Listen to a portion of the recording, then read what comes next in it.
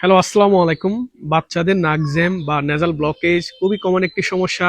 চেম্বারে দেখা যায় ১০০ জন বাচ্চা আসলে তার মধ্যে ৯০ জন শিশুর এই সমস্যাটি লেগেই থাকে। বিশেষ করে রাতে ঘুমানোর আগে বা রাতের ঘুমের সময় বাচ্চারা নাক জ্যামের কারণে ঘুমাতে পারে না। এটা বলতে গেলে অধিকাংশ মায়েরই কমপ্লেন যে বাচ্চা বুকের দুধ টেনে খেতে পারে না, ঘুমাতে পারে না, অস্থিরতা বেড়ে যায় রাত হলে। এবং অনেকে জানেন নাক জ্যামের চিকিৎসা হচ্ছে, প্রাথমিক চিকিৎসা হচ্ছে আপনার সলো, নরসল বা নজমিস্ট যে নাকের ড্রপগুলো পাওয়া যায় 0.9% সোডিয়াম ক্লোরাইড যে ড্রপগুলো পাওয়া যায় সেগুলো দিয়ে পরিষ্কার করতে হয়। এটা অনেকে জানেন।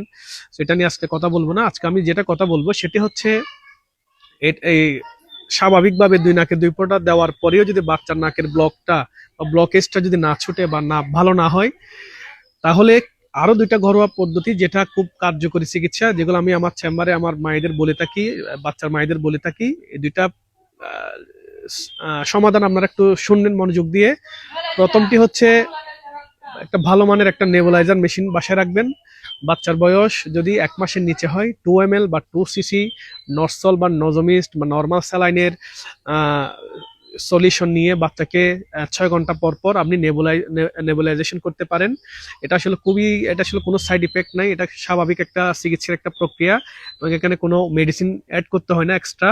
শুধুমাত্র 2 ml বা 2 cc নরসল বা নজমিস্ট ড্রপ দিয়ে বাচ্চার নাকটা আপনি চাইলে খুব অনায়াসেই ব্লকেজটা তার খুলে দিতে পারেন।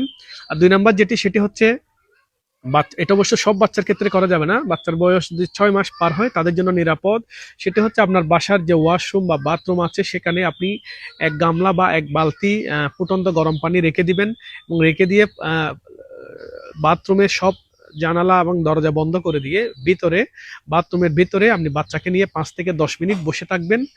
দেখা যাবে আপনার বাচ্চার খুব সহজে তার নাকের যে জ্যাম বা যে ব্লকেজটা থাকে সেটা অটোমেটিক্যালি বাচ্চার খুলে যায়। সেগুলো একটু মেনে চলার চেষ্টা করবেন। আরেকটা বিষয়, বাচ্চার যদি অতিরিক্ত নাকের পানি না পড়ে, বাচ্চার যদি কোনো চুলকানি না থাকে, অর্থাৎ নাক মুখ না চুলকায়, বাচ্চার যদি হাসি না থাকে, তাহলে আপনারা ধুমধাম করে অ্যান্টিহিস্টামিন বা অ্যান্টিবায়োটিক জাতীয় ওষুধগুলো আপনারা শুরু করবেন না। এতে বাচ্চা দেখা যায় আরো হিতে বিপরীত হতে পারে। তাই আমি যে দুইটি পদ্ধতি বললাম এই দুইটা পদ্ধতি মেনে চলার চেষ্টা করবেন। আরেকটা হচ্ছে বাচ্চার বয়স যদি 1 মাসের উপর হয় তাদের জন্য 3 cc বা 3 ml নরসল ব্যবহার করবেন। বাচ্চার বয়স যদি 1 মাসের নিচে হয় তাহলে তাদের জন্য 2 ml বা 2 cc নরসল স্যালাইন ব্যবহার করবেন। এগুলো আপনি বাসায় মেনে চলবেন। আরেকটা বিষয় হচ্ছে ধুলাবালি থেকে দূরে রাখবেন। দেখা যাবে কোনো প্রকার ওষুধ ছাড়াই আপনার বাচ্চার নেজাল যে ব্লকেজ সেটা খুলে যায়। তো সবাই ভালো থাকবেন। ধন্যবাদ। আসসালামু আলাইকুম।